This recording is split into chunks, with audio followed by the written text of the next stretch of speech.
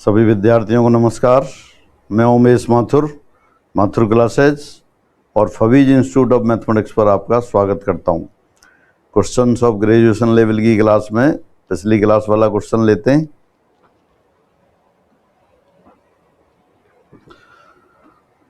Question number 33, समतल r dot i cap plus 2j cap plus 2k cap बराबर 19 तथा r dot bracket 4i cap minus 3j cap plus 12k cap plus 3 बराबर 0 के मध्य कोण के अर्धक का समीकरण है। Equation of a plane which bisect the angle between the planes first and second is. दो प्लेन दे रखे हैं आपको, दोनों के बीच में कोण के अर्धकों का समीकरण पूछा है। दो अर्धक होते हैं, समझ सकते हैं। दो प्लेन है, प्लेन कैसे सामने की साइड से दिखाई दे रहे हैं, तो इनके बीच में जो अर्धक होंगे इस तरह से अर्धक होंगे। ये प्लेन P1, ये P2, ये B1 और ये B2, दो अर्धक हो गए। सपोज सभी ये O पॉइंट पर, जैसे O पॉइंट से जाने वाली लाइन पर इंटरसेक्ट कर रहे हैं, तो अर्धकों के समीकरण अपन जानते हैं। इस पर कोई भी पॉइंट हो अर्धक पर, उससे पहले प्लेन पर लंब और दूसरे प्लेन पर लंब दोनों को बराबर रख देते हैं, तो डायरेक्ट जो समीकरण होती है उसी में रख देते हैं। पहले इन समीकरणों को अपन कार्तीय रूप में लिख लेते हैं।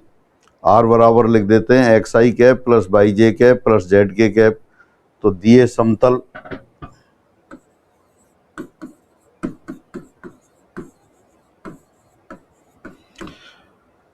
(4x minus 3y plus 12z plus 3 बराबर 0), ये तो प्लेन नंबर 2 है।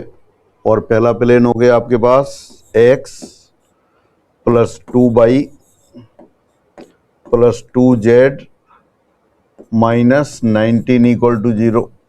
दो प्लेन हो गए। इन समतलों के मध्य कोणों के अर्धकों का समीकरण।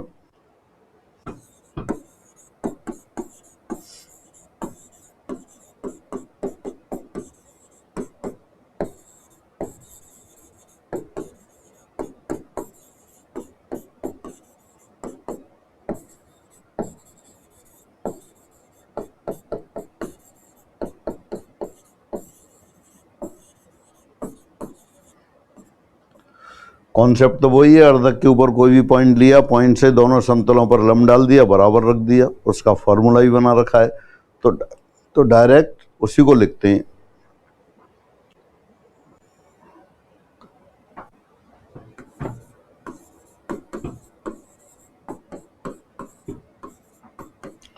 पहला समतल और नीचे x बाई जेड के कोफिशिएंट्स के वर्गों का योग 16 plus 9 plus 144 this equal to plus minus.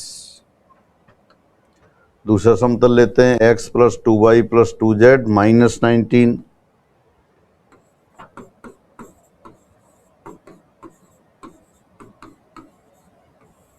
Upon under root 1 plus 4।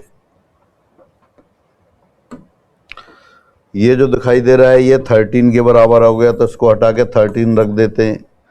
ये 3 के इक्वल हो गया, इसको 3 रख देते हैं। आप डायरेक्ट लिख सकते थे, मैंने एक स्टेप बढ़ा दिया। क्रॉस मल्टीप्लाई करते हैं।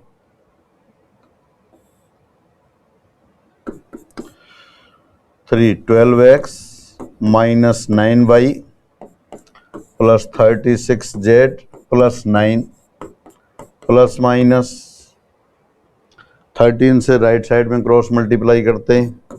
13x plus 26y plus 26z minus 13 into 19 190 247, ये आ गए।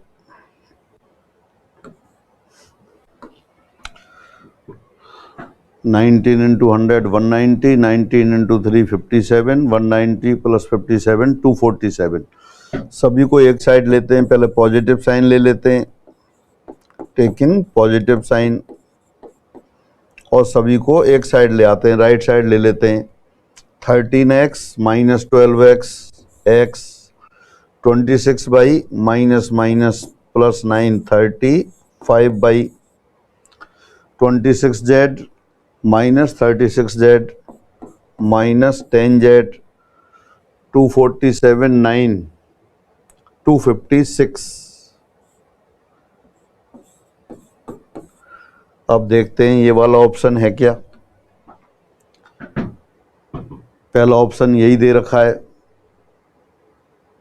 आर, नहीं फर्स्ट ऑप्शन नहीं है, सेकंड ऑप्शन आर डॉट, इसको उसमें लिख लेते हैं पोलर फॉर्म में। Are dot i cap plus 35 J cap minus 10 के कैप दिस इक्वल टू 256।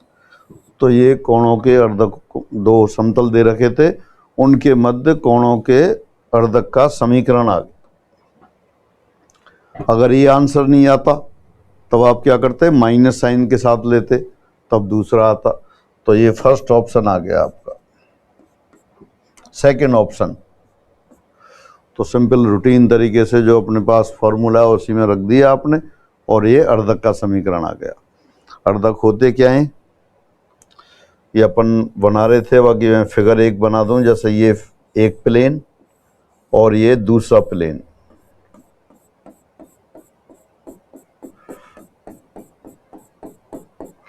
ये दो प्लेन हैं, दोनों के बीच में जो एंगल है उसको बाइसेक्ट करने वाला। जैसे फिजिकली देखते हैं, ये दो समतल दे रखे हैं, दोनों समतलों के मध्य ये कोण हो गया, इसके बीच में ये अर्धक आ गया। तो प्रॉपर्टी क्या होती है, अर्धक के किसी भी बिंदु से दोनों समतलों पर डाले गए लंबों की लंबाई बराबर होती है। उसी कॉन्सेप्ट से लिख देते हैं अपन, और ये फॉर्मूला भी याद कर रखा है तो उसकी सहायता से ये आ गया। यहाँ क्या था, प्लेन की समीकरण पोलर फॉर्म में दे रखी थी, तो पोलर फॉर्म से भी लिख सकते थे, लेकिन अपन ने क्या किया, उनको कार्टेशियन फॉर्म में बदल लिया। अगर इसमें आप कन्वर्ट नहीं करते, डायरेक्ट ध्रुवीय रूप में लिखना होता तो ये भी लिख सकते थे। देखिए r dot i cap plus 2j cap plus 2k cap divided by modulus of vector n. जैसे आर डॉट एन होगा तो कितना हो जाएगा, 3 आ जाता, और this equal to plus minus दूसरा प्लेन लिया। दूसरे प्लेन में क्या था आपके पास, आर डॉट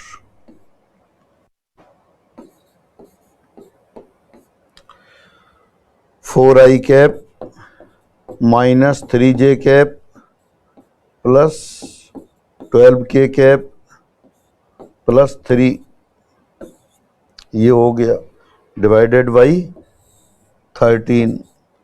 और फिर क्रॉस मल्टीप्लाई कर देते आप, पॉजिटिव साइन ले लेते हैं। यहाँ गया 13 आई कैप प्लस 12, और राइट साइड में प्लस 12 आई कैप। आर डॉट है ही, आर डॉट तो कॉमन ले लिया आपने।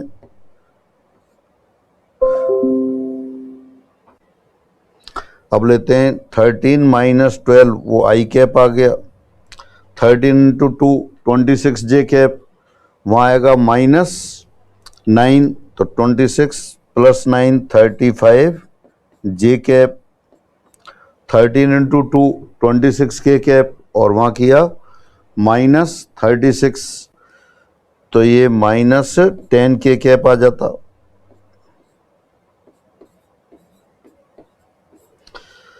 अब इस साइड में कांस्टेंट है नहीं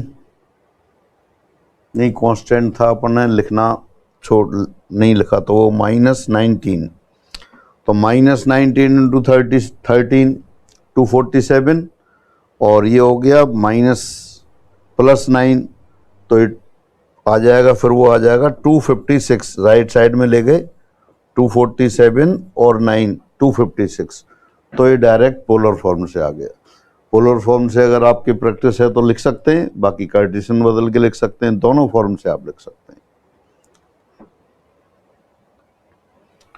फिर आगे बढ़ते हैं।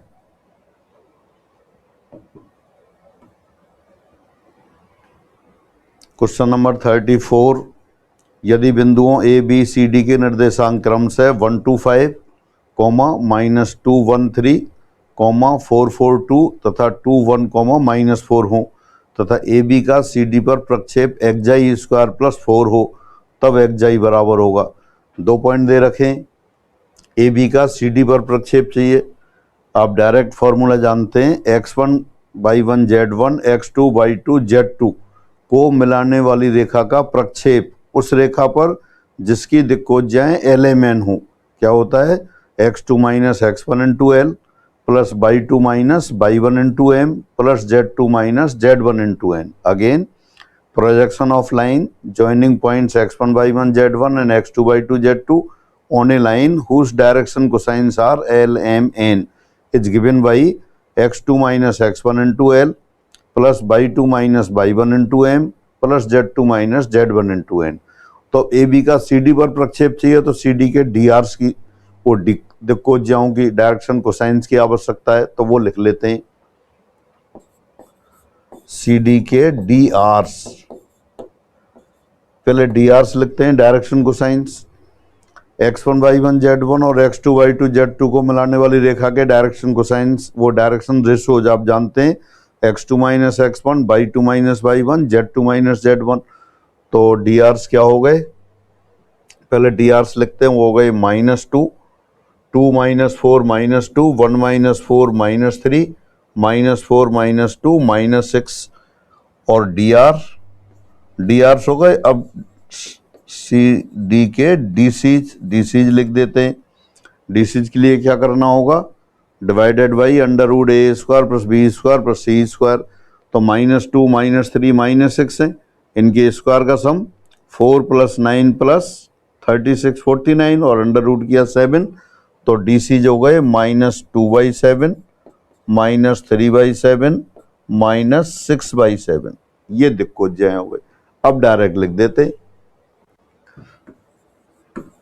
अब ए के कोऑर्डिनेट्स हो गए 1 2 5 व बी -2 1, 3 को मिलाने वाली रेखा AB।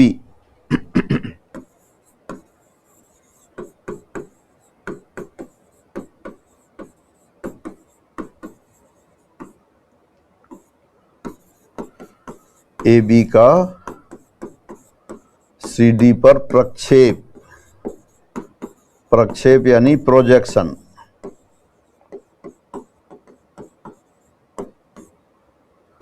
x2 minus x1 -2 -1 into L कितना हो गया? -2/7 प्लस y2 माइनस y1। तो y2 माइनस y1 कितना हो गया? 1 -2 इंटू M कितना हो गया? -3/7 plus z2 minus z1 minus z1 3 - 5 into N हो गया -6/7। तो हो गया -3 और 2 ये 6 -1 3 3 -2 ये 12/7 6 3 9 12 21 21/7 3 आ गया। लेकिन क्वेश्चन में क्या कह रखा था? वो प्रोजेक्शन x² प्लस 4 है, तो वो लिख देते हैं।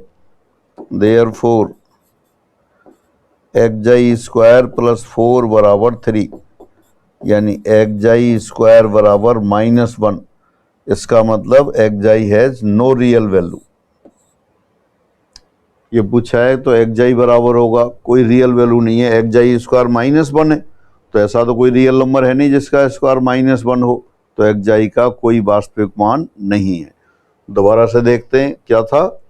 A B C D 4 point दे रखे हैं और आपसे कहा है कि AB का CD पर प्रक्षेप ज्ञात कीजिए। पहले आपने CD के दिक्कोज्याएं निकाले।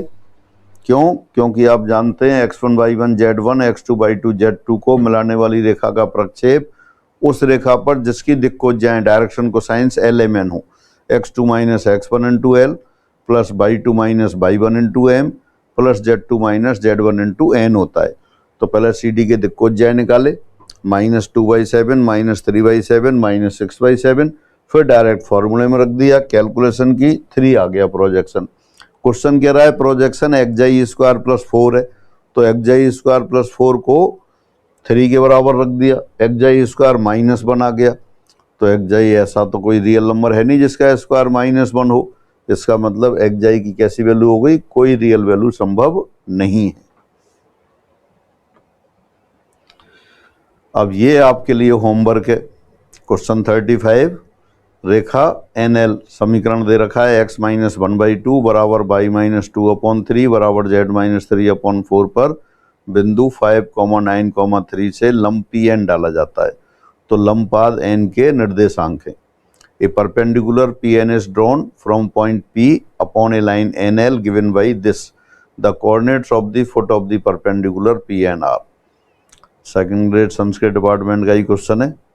एन के कोऑर्डिनेट निकाल सकते हैं, ऑप्शन से भी कर सकते हैं, कैलकुलेशन से भी कर सकते हैं, दोनों मेथड से कीजिए, आंसर लिख दीजिए, फिर अगली क्लास में मिलते हैं। सभी को नमस्कार।